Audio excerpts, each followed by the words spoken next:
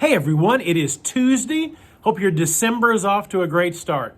We are working our way through the book of Philippians, Paul's letter from prison to the church at Philippi.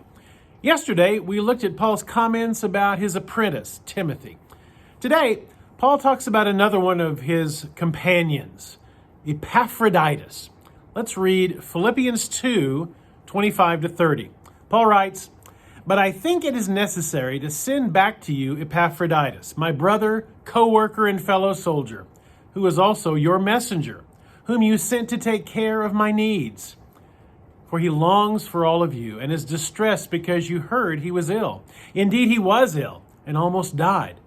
But God had mercy on him, and not only on him, but also on me, to spare me from sorrow upon sorrow. Therefore, I am all the more eager to send him, so that when you see him again, you may be glad, and I may have less anxiety.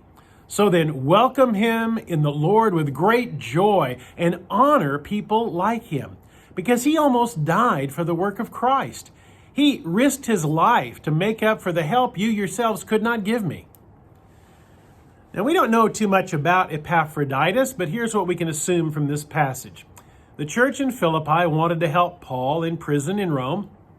Prisoners had to supply their own food, their own clothes, everything they needed. So the Philippian church sent this man, Epaphroditus, to not only deliver news, but to act as Paul's servant. He'd be able to bring Paul food, writing supplies, and his other needs. And this was quite a task. It was over 600 miles from Philippi to Rome. Epaphroditus and the church at Philippi obviously cared deeply about Paul. But Epaphroditus had grown gravely ill. And after he recovered, Paul wanted him to go back to Philippi, to go back and be with his church, his family, his friends. But Paul wanted to make sure that the church in Philippi didn't think that Epaphroditus had quit on Paul. Paul calls him his brother, his co-worker, his fellow soldier.